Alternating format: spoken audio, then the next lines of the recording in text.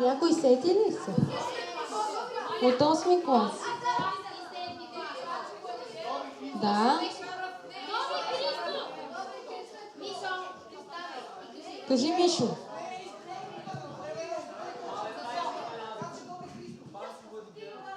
Панчо Владигеров е верният отговор. Кое е произведението? Който знае.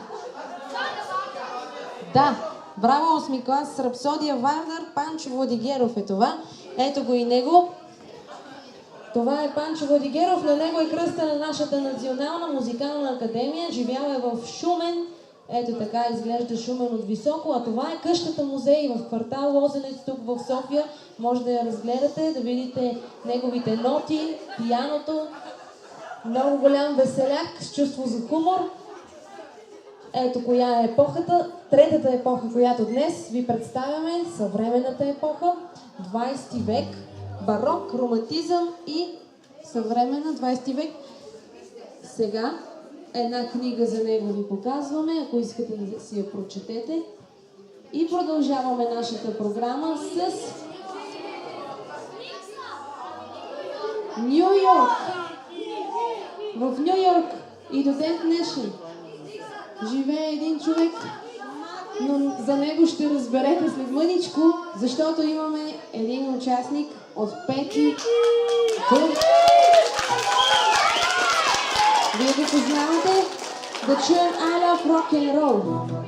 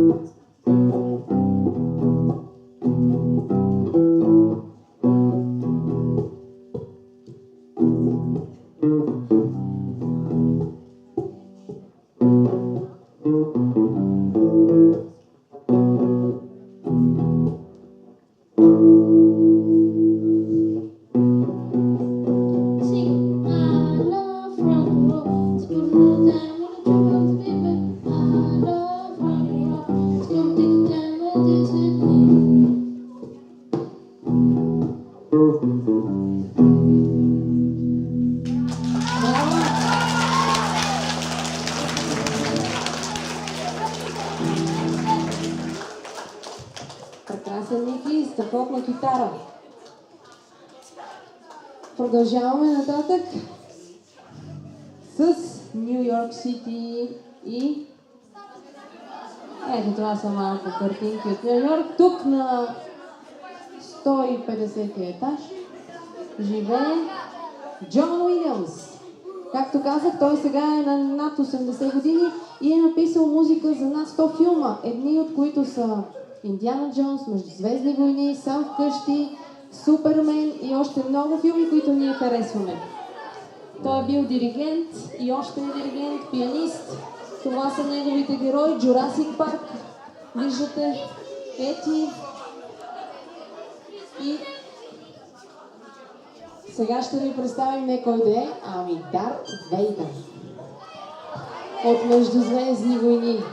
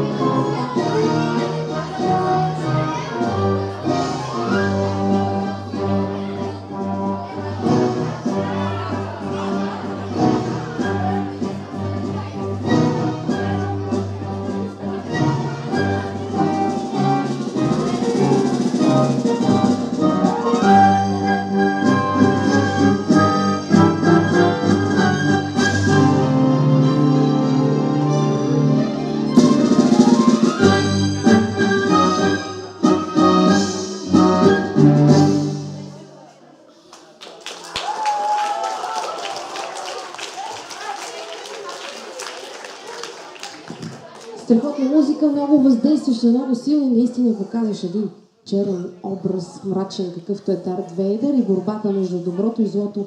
А сега продължаваме програмата с финалното произведение. То е на Жак Офенбах. Това е бащата на комичната оперета. Знаете ли, че Кан-Кан, танца, който всички сте чували, е част от една оперета? Хофманови разкази и оперетата Орфей в подземния свят. Ето го Офенбах, свириме на чело, на такова чело, каквото си имаме и тук. Това е неговия паметник в Париж, ако не се лъжа. И сега ще ви помоля с вас да направим Кан-Кан заедно. Ще пляскаме тихо, силно, ще потропваме, макар че не ме виждате много как тропа. С крака лекичко може да тропиме. Гледайте мен и ще направим заедно този танц.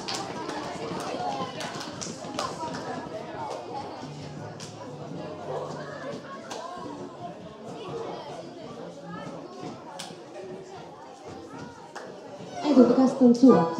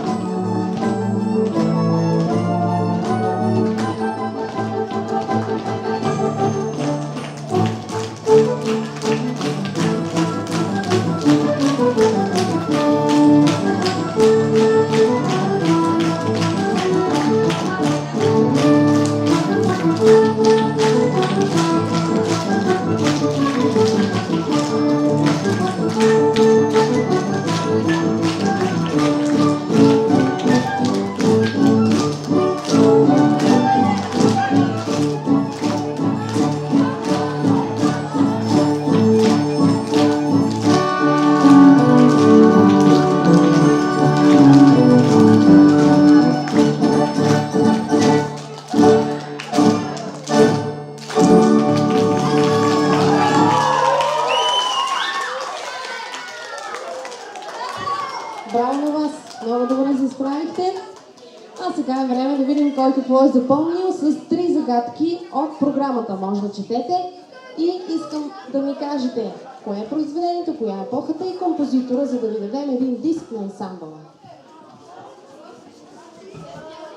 Първа загадка. Имаме 2 минути. Бързо.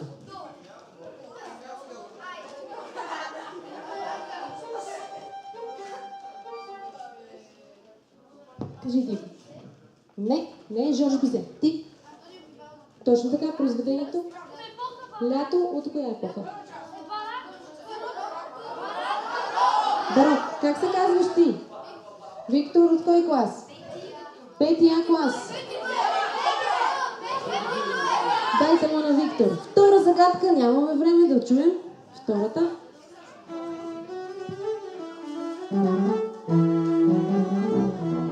Да. Съвсем не е той. Не е Бизе, не е Жорж Бизе. И Джон Уилямс не е.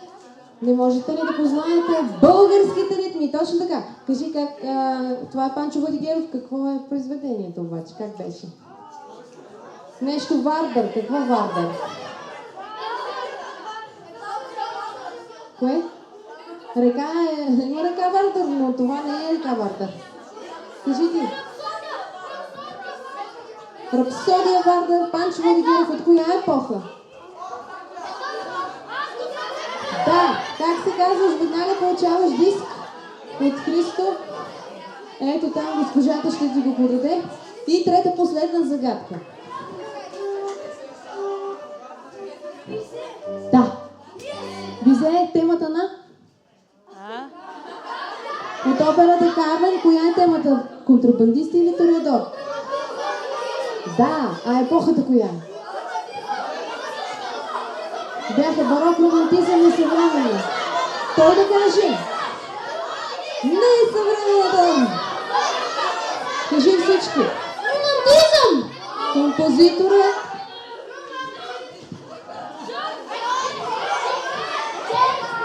Жорж Бизе! Операта? Контрабандисти. Контрабандисти от коя опера е? Кармен. Добре. И ти получаваш един диск. Заповядайте в нашата фейсбук страница, тя е много лесна. АЕМ.